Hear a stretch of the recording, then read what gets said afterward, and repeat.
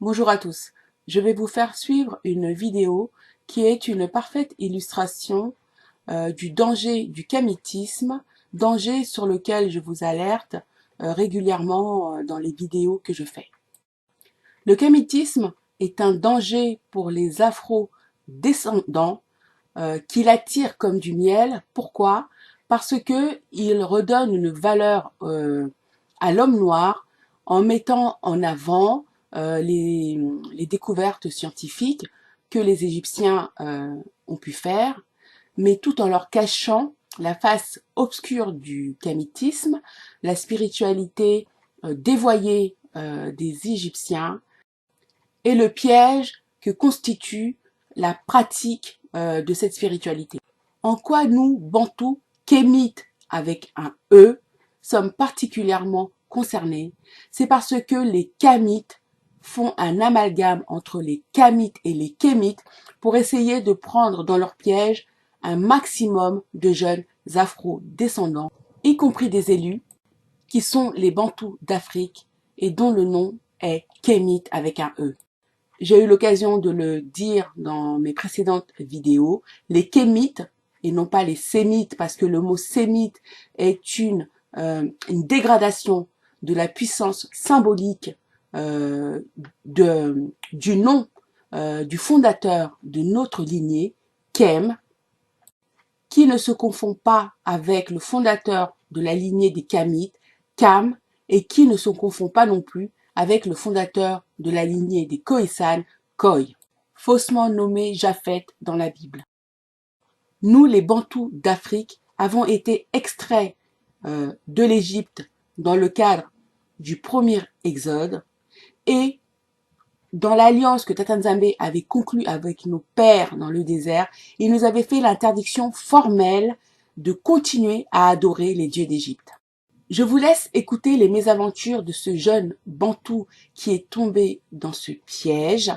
Et cet extrait provient de la chaîne YouTube DMG TV Histoire Mystique, pour laquelle je vous avais indiqué qu'il était très intéressant d'aller écouter les témoignages de nos frères et sœurs en Afrique qui sont pris en prise avec des problèmes spirituels, des réalités spirituelles qui sont parfois terrifiantes et qui sont la preuve de ce que j'ai toujours dit dans mes vidéos, c'est que le problème de l'Afrique est spirituel et c'est à cause de la sorcellerie, du kindoki que nos pères Bantous ont continué à pratiquer en dépit de l'interdiction faite par Tata Nzambe quand ils sont arrivés sur la terre promise qui est l'Afrique australe, que les faux Romains, qui sont en réalité un ramassis de peuples germaniques, savaient que c'était le peuple qui avait quitté l'Égypte avec beaucoup de richesses, les avaient suivis jusqu'en Afrique australe pour pouvoir les piller, et comme nos pères avaient désobéi, ils avaient perdu la protection de Tata Nzambe et aussi toute forme de discernement, puisque c'est là qu'a eu lieu l'épisode de la mise à mort de Isaya Congo, l'envoyé de jadis de Tata Nzambe pour alerter son peuple du danger qui le guettait.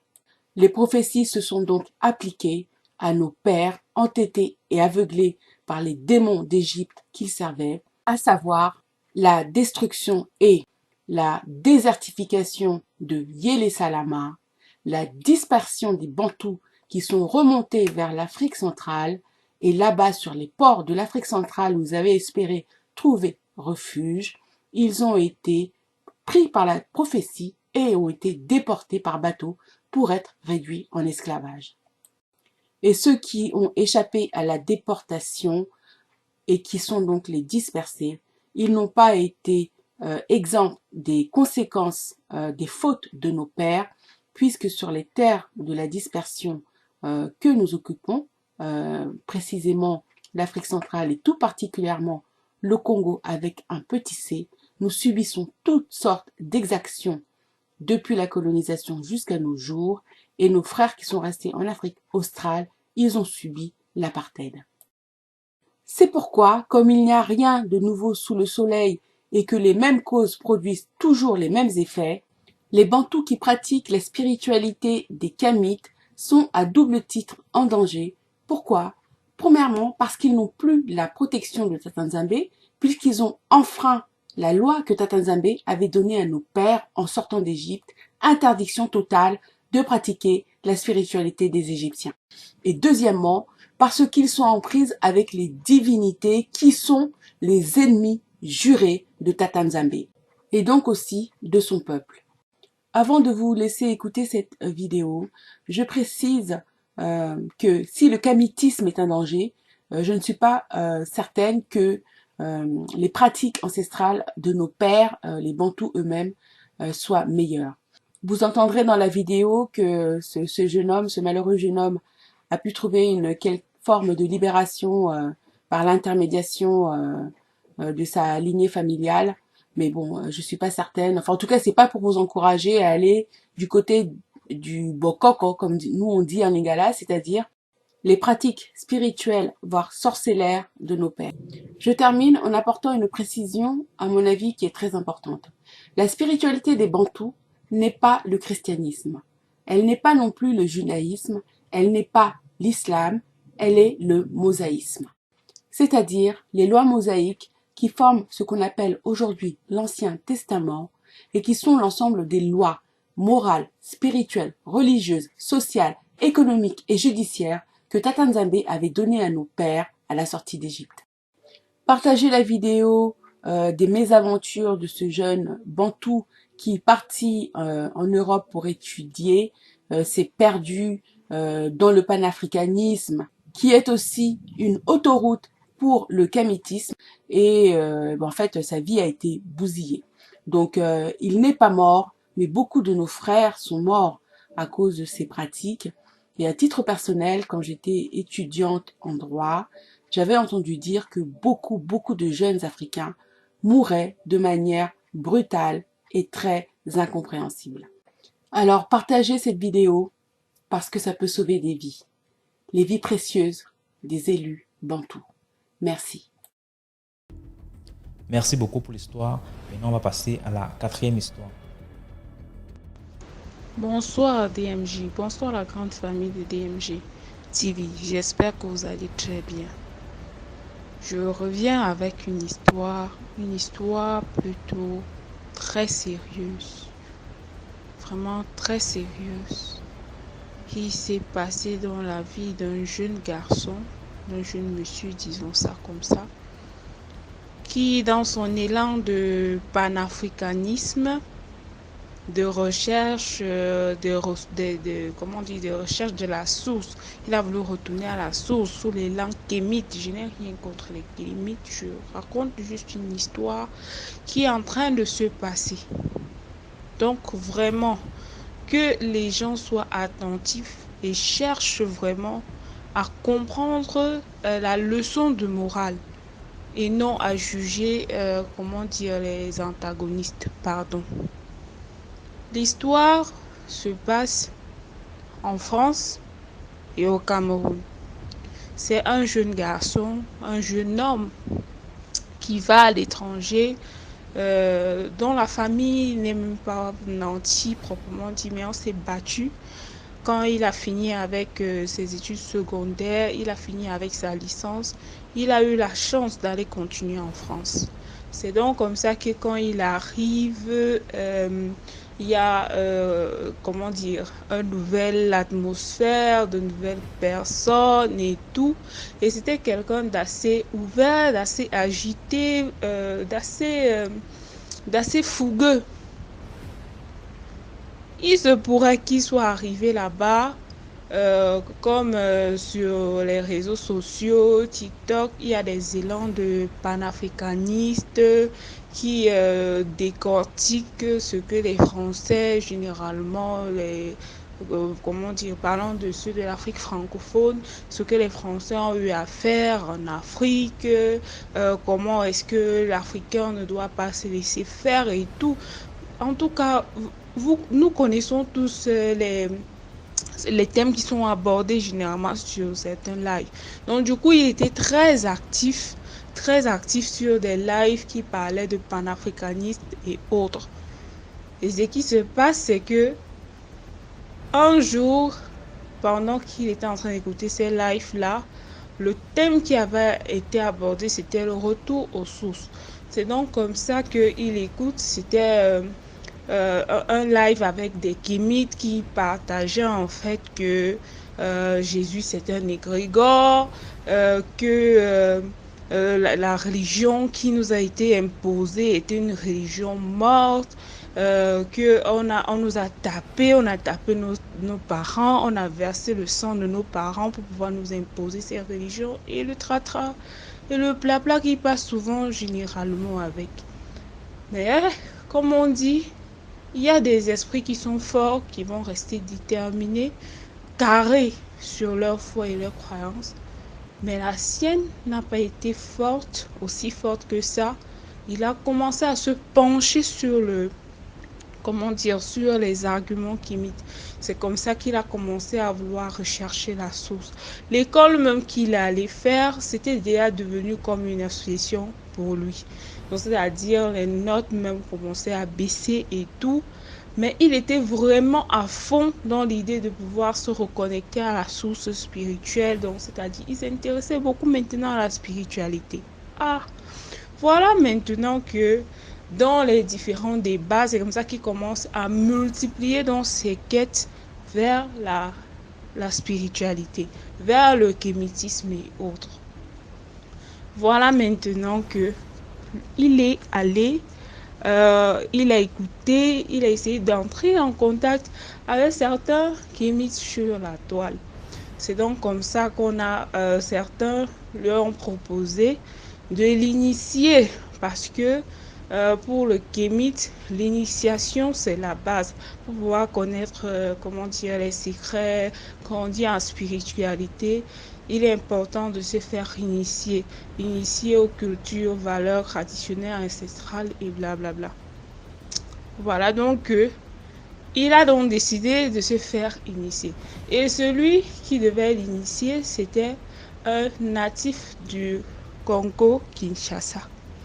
C'est comme ça qu'il se bat, il se bat. Vu que généralement quand on est étudiant, on fait les jobs comment est-ce qu'ils appellent ça? Les jobs pour étudiants, on travaille chez McDo et autres. C'est comme ça qu'il se bat. Il parvient à avoir un billet d'avion. Quand il a détermination, il était vraiment déterminé à pouvoir grandir spirituellement. Il y avait les petites recettes qu'on lui demandait déjà de faire et il commençait à avoir les songes où il se voyait avec des gens, où on lui parlait, où il avait la sensation que avant que quelque chose ne lui arrive, que on lui allait à révéler et tout ça. Il a donc pris sur lui d'aller voir celui qui devait l'initier au Congo. Il est arrivé au Congo, on l'a initié, mais on l'a initié à l'esprit de l'eau. C'est-à-dire, l'initiation, c'était, le lier en fait à l'esprit de l'eau. Quand il est quitté de là, il a fini son initiation, il est retourné en France, sans dire à sa famille. Quand il est arrivé en France, c'est où ses problèmes ont commencé.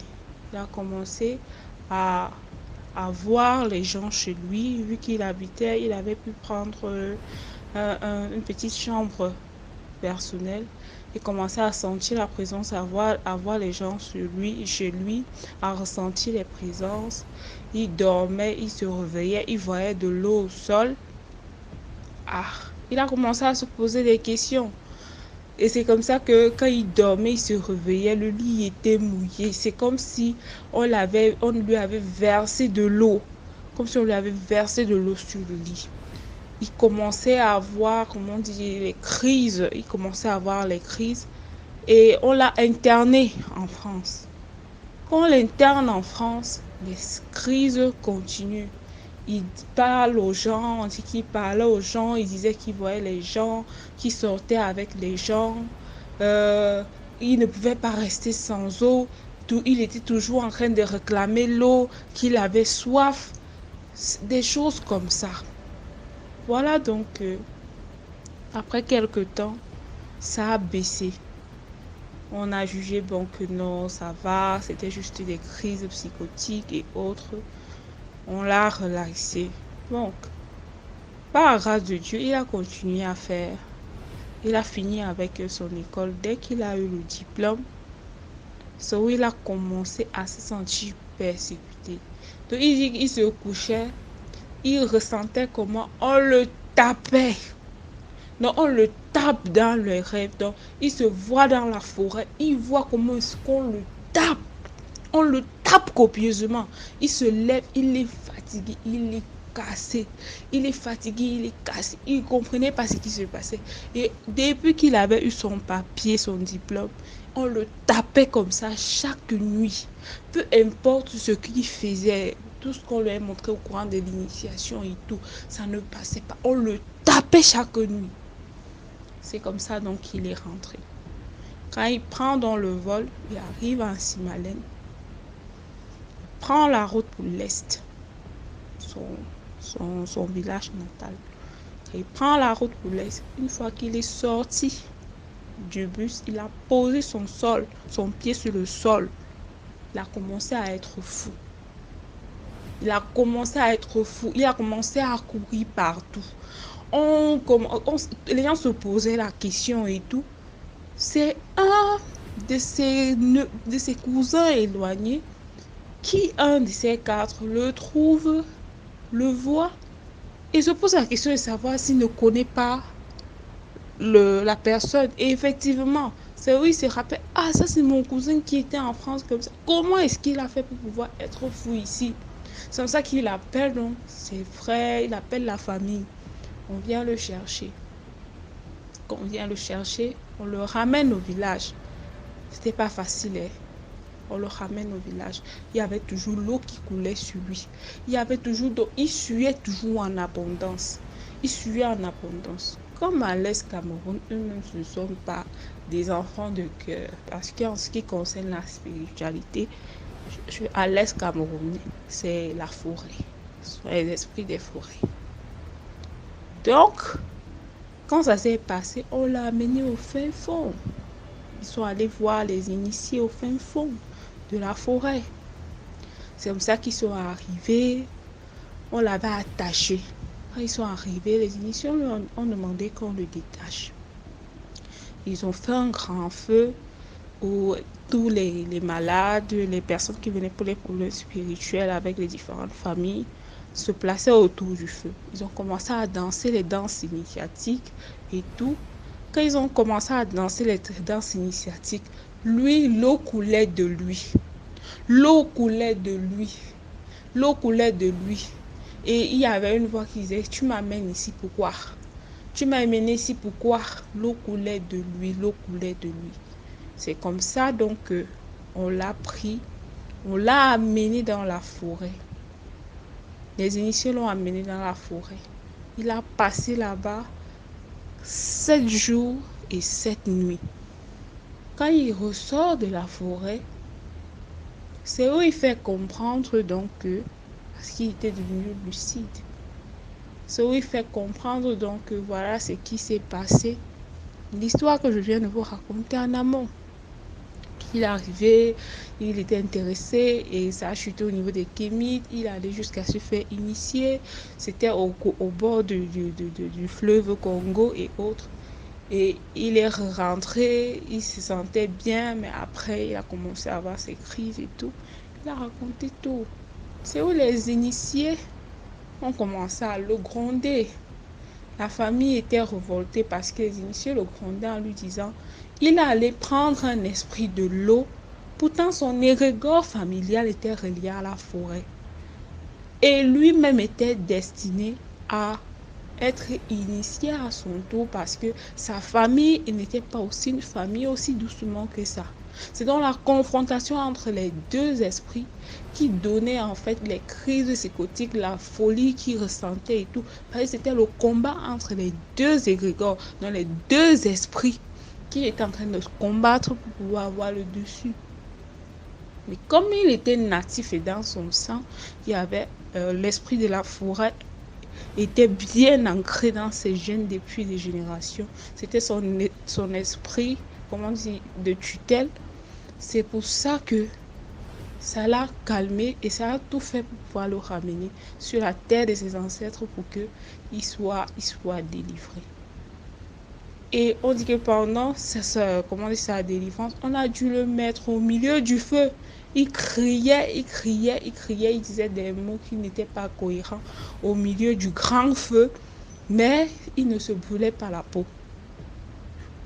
Je ne sais pas comment est-ce qu'ils ont fait ça. Moi-même, je suis dépassée par les événements. Donc, c'est vrai qu'il est au village, hein. Il n'est plus parti dans toutes les études qu'il a fait en France là ne servent plus à rien. Il est toujours avec les initiés là. Ça fait aujourd'hui 3 mois qu'il est toujours avec les initiés. Moi, je tiens juste à donner comme conseil à nos frères et à nos soeurs. Quand vous décidez, quand vous vous levez, vous dites non, nous voulons nous rattacher à nos ancêtres, nous voulons nous rattacher à la source africaine et tout ce qui va avec, faites attention. Dans la mesure où si vous ne connaissez même pas d'abord qui vous êtes, qui sont vos grands-pères, qui sont vos arrière-arrière-grands-pères, si vous n'êtes même pas capable de savoir quelle est votre lignée, d'où est-ce que vous venez, à quel esprit vous êtes lié, ou quel Dieu est-ce que vous avez servi depuis de génération en génération, quel pacte par exemple votre arrière-arrière-grand-père a eu à faire avec une entité. Si vous savez rien de tout ça, évitez de vous faire initier par des gens qui ne sont pas forcément des personnes qui sont sous la même tutelle spirituelle que vous. Faites très attention. Cette expérience a failli lui coûter la vie. Aujourd'hui, nous ne savons pas quelle sera l'issue, où lui-même il va être initié, commencer à travailler parce que c'était l'appel de départ, où il va finir vraiment et après il va retourner à la vie civilisée, on ne sait pas. Actuellement, il est en forêt, ça fait 3 mois. Faisons attention. La spiritualité, ce n'est pas pour les enfants. La spiritualité, ce n'est pas pour les aventuriers. On ne s'aventure pas là-bas. Lorsque vous partez, vous décidez d'entrer dans la spiritualité, peu importe que ce soit la magie blanche ou la magie noire, ayez les pieds sur terre. Sachez où vous partez. Parce que si vous faites l'erreur de pouvoir poser votre pied où il ne faut pas, et dites-vous que lorsque vous faites même ces affaires-là, en tant qu'Africain, il faudra que votre terre à vous soit du même ordre, donc c'est-à-dire vous donne l'énergie possible pour pouvoir avancer. Si vous n'avez pas la bénédiction de chez vous, chez Africain, si vous n'avez pas la bénédiction de votre terre natale, qui vous a vu naître, dans la spiritualité, vous serez faible et on va vous anéantir. Vous serez juste une brebis bien pour l'abattoir. Faites très attention. Nous ne savons pas combien de jeunes sont morts, on ne sait même pas, de manière bizarre, tout simplement parce qu'ils voulaient s'amuser à pouvoir jouer avec le spirituel. Faites très attention. Donc, c'est pas parce que on dit c'est un nouveau mouvement, c'est un nouveau... Avant de vous amarrer au nouvel ordre, au nouveau mouvement, posez-vous d'abord la question de savoir qui vous êtes. Donc, c'est sur ce vraiment que je vous laisse. J'espère que, à bon entendeur, salut. J'espère que vous allez comprendre et que ce message va vous ouvrir les yeux. De grâce. Prenez soin de vous. Très bonne journée. Merci encore DMG. Merci vraiment pour l'initiative. Vivement que ça sauve de vie. Très bonne journée à vous tous. Merci beaucoup pour l'histoire. Maintenant,